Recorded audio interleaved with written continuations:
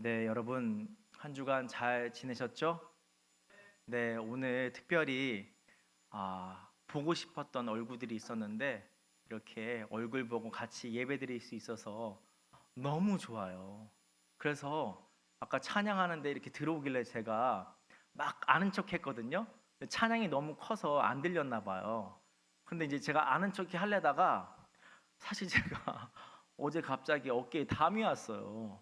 하다가 이렇게 됐는데 여러분 또 건강 조심하시고 네, 항상 제 마음에 여러분 있다라는 거 잊지 마시고 네, 정말 여러분 많이 앞으로 계속 더 사랑하겠습니다.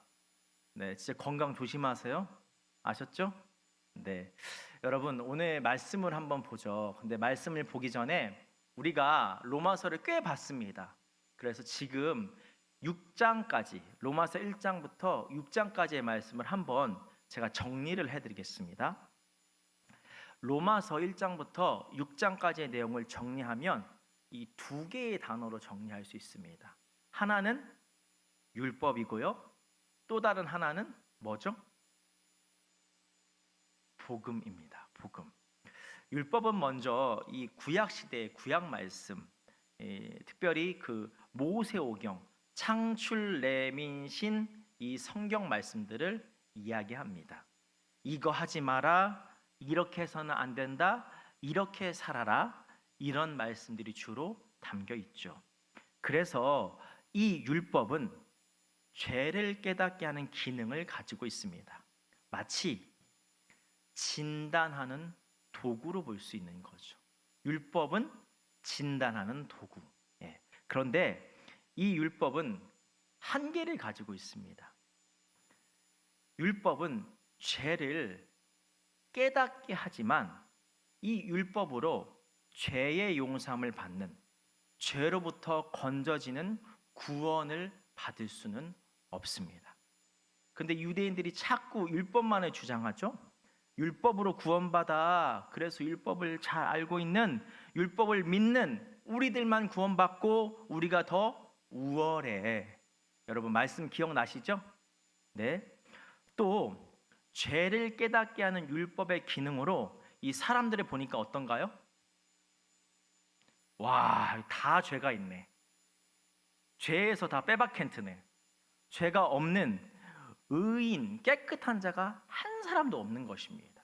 그래서 이 율법의 한계를 극복하는 것이 등장하죠. 로마서 1장 16절에 바로 복음입니다.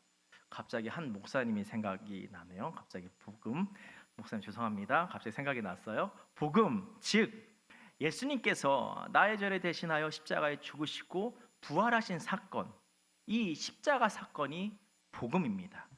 이 복음을 십자가 사건을 믿으면 십자가 사건이 내 것이 되어 나의 삶에 영향을 미쳐 나의 죄를 용서받고 하나님께 의로운 자라 칭함을 받는다고 말씀드렸습니다. 한 분 저 도와주실 분 계실까요? 어느 분이 도와주실래요? 괜찮아요? 지금 눈 마주쳤는데? 네, 그래요? 강현 형제 한번 가볼까요? 네, 제가 강현 형제 진짜 좋아해요. 그래서 아마 제가 한번 얘기를 드린 적이 있는데 강현 형제한테 어느 날 전화를 해요. 강현 형제, 내가 너무 좋아하는 거 알죠? 정말로요? 알죠. 그래서 내가 너무 좋아해서 강현 형제 집 앞에다가 제가 소고기 한 3근 갖다 놨어요. 가져가서 드세요. 이렇게 말씀을 했어요. 강현 형제가 이 전화 통화, 이 사실을 믿으면 어떻게 되나요? 소고기는 강현 형제께 되죠. 구워 먹죠. 건강해지죠. 그 사건이 영향을 미칩니다. 그런데 제 전화 통화를 믿지 않으면 어떻게 되나요? 소고기는 그냥 그 자리에 계속 있습니다. 그 사건은 강현 형제에게 어떤 영향도 미치지 않습니다.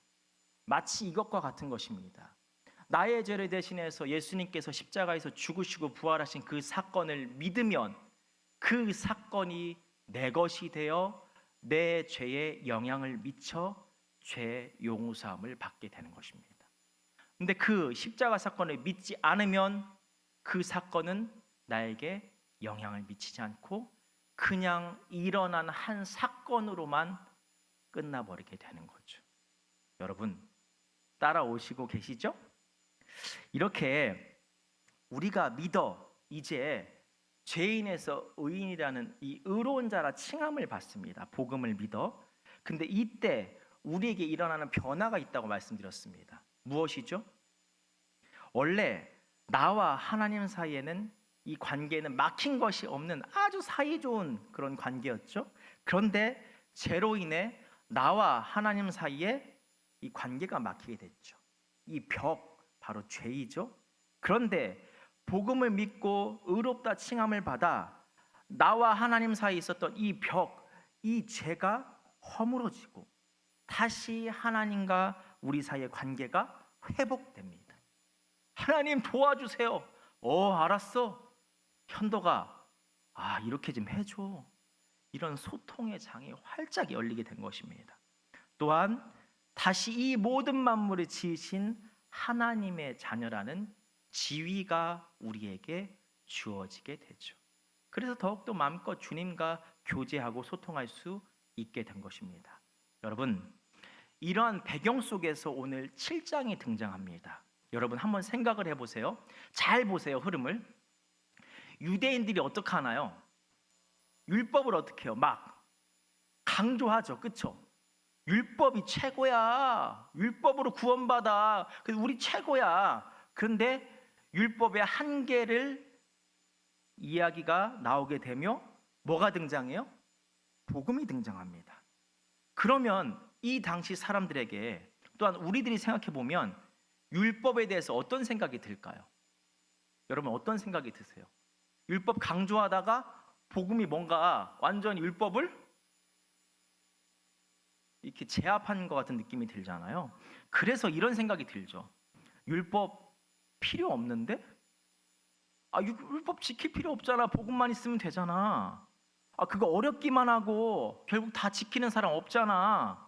이런 율법을 터부시하는 모습들이 생겨납니다. 근데 여러분, 율법을 터부시하면 될까요? 안 될까요?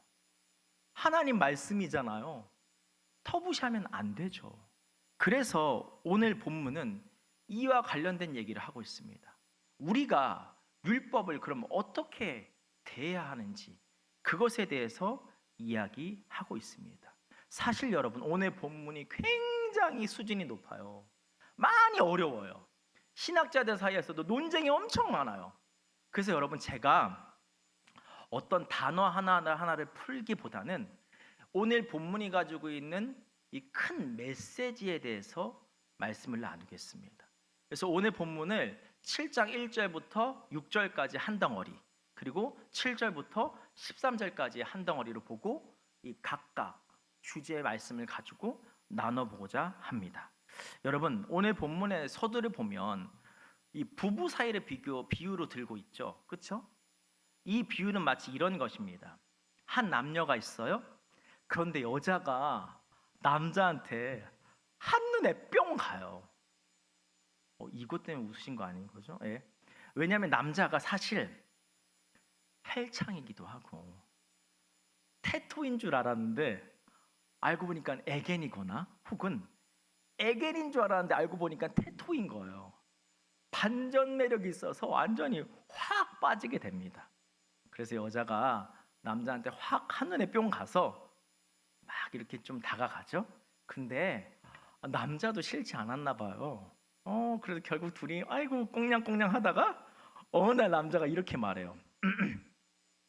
있잖아, 우리 어떤 관계야? 여자가 얘기하죠. 다들 좀 오글오글거리나요? 좋아요. 이런 반응. 이러는 사이에 남자가 갑자기 태토로 급변합니다. 우리 오늘부터 1일 하자. 그래서 사귀게 되었습니다. 너무 좋았죠. 그러다가 또 계속 이어져서 다들 뭐 웃음꽃이 피었네. 예. 결혼까지 하게 됐습니다. 여자는 자신이 원했던 사람이기에 결혼 생활이 정말 행복할 줄 알았어요. 그런데 이게 웬걸? 결혼했는데 남자가 완전 예전과 딴 사람인 거예요. 속은 거죠. 맨날 친구들하고 술 마시느라 집에 늦게 들어오거나 안 들어오고, 뭐 기념일 이런 것도 챙기지도 않고, 완전 뭐 집안 일에 대해서도 관심도 안 가져요. 그럼에도 불구하고 여자는 남편과 잘 지내보려고 노력합니다. 그렇지만 남자는 변화가 없었죠.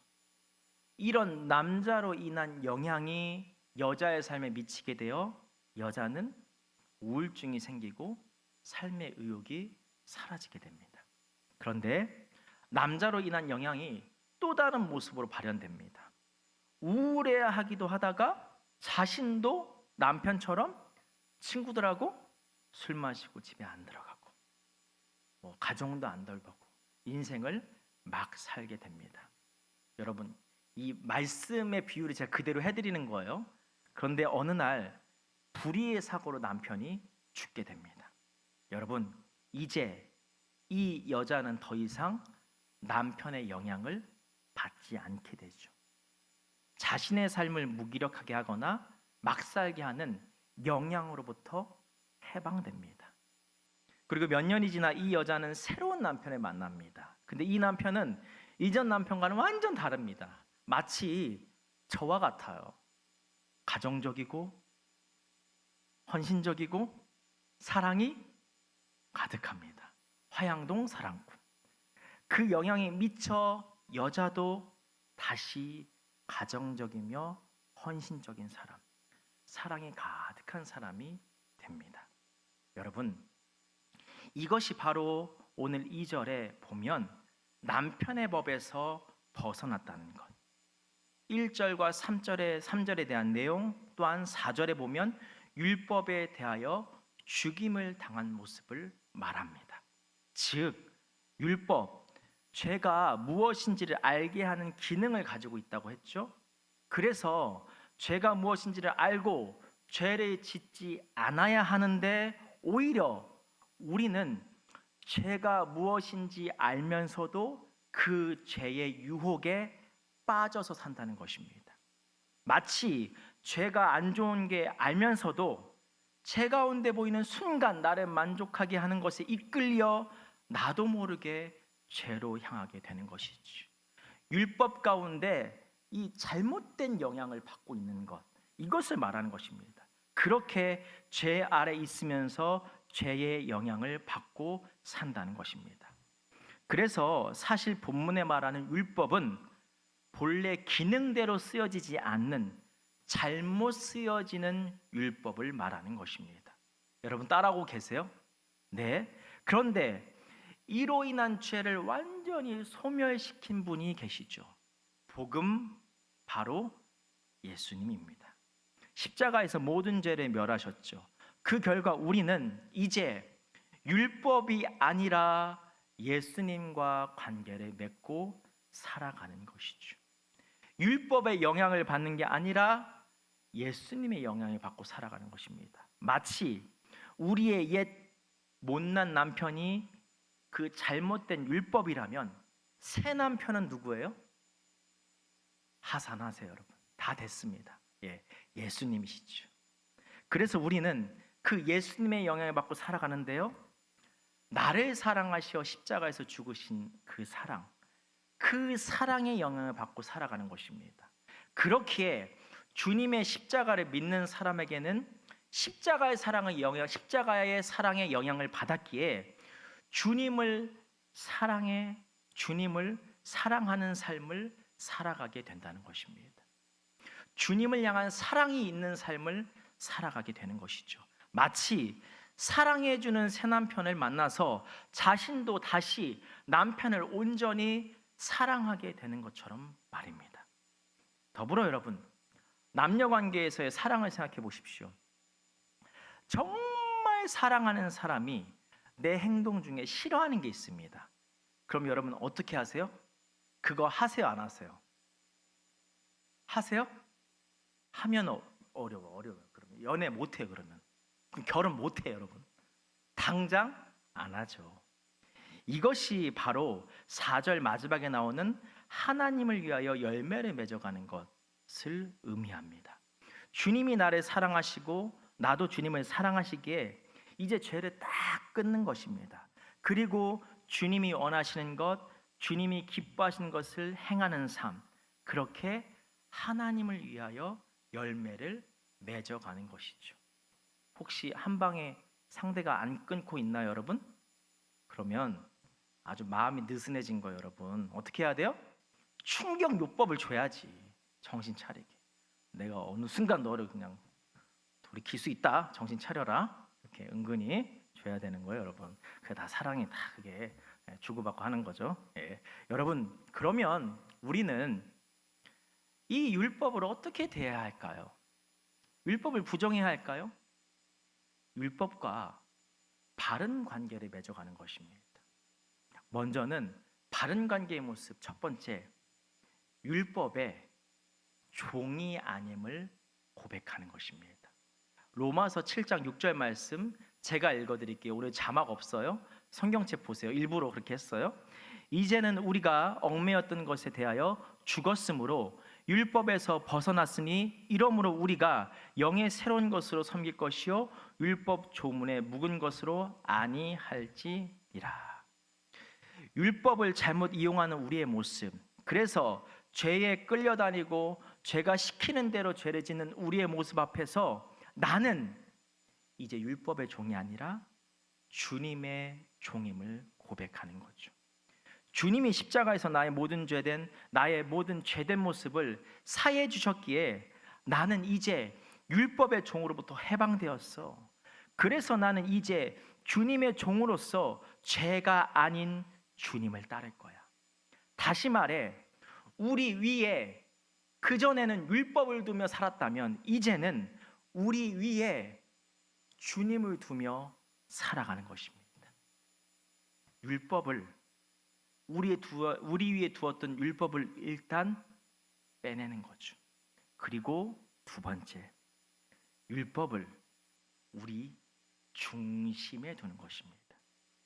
그래서 필요할 때마다 율법을 작용시키는 것이죠. 어떻게요?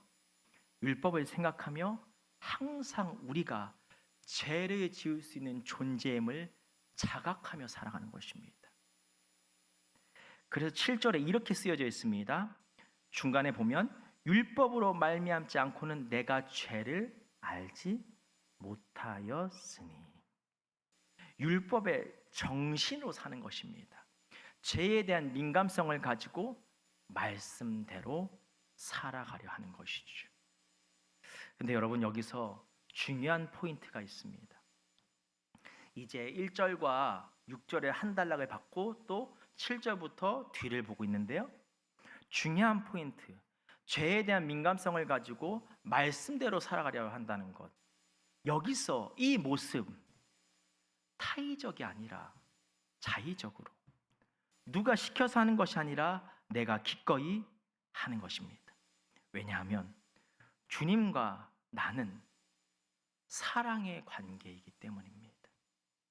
종과 노예, 주종, 고용자와 그런 관계가 아니라 사랑의 관계이기 때문입니다. 여러분, 이 관계를 제가 이렇게 설명해 드리고 싶어요. 지금 저랑 사는 아내 있죠? 제가 이 아내랑 결혼하기까지 여러 가지 에피소드가 있는데요. 하나만 말씀드리면 이거예요. 한마디로 매일마다 아내 집 앞에 있는 카페로 갔어요, 제가. 여러분 우습죠? 차로 밟으면 40분, 안 밟으면 1시간 정도 걸려요. 제가 그때도 사역자였으니까 6시쯤 끝나면 혹은 조금 늦으면 바로 차 끌고 매일매일 아내 집 앞에 카페로 가는 거예요. 왜요? 아내 만나려고. 저기요, 저 이제 지금 가니까 나와주세요. 이런 느낌으로다가 여러분 40분 매일 가는 거 어떨까요? 그냥 현실적으로 보면 왕복 2시간 정도 돼요. 그 힘들어요, 운전하고 가는 거. 그때 또 내가 돈도 없으니까 지금도 많지 않지만 차다가 좋았겠어요? 달달달달 그러면 10년 된 차로 달달달 빨리 보고 싶어 하고 차 밟으면 어때요? 차가 날아갈 것 같아. 그래도 가는 거예요. 매일매일. 아유, 뭐 기름값도 생각해 보세요.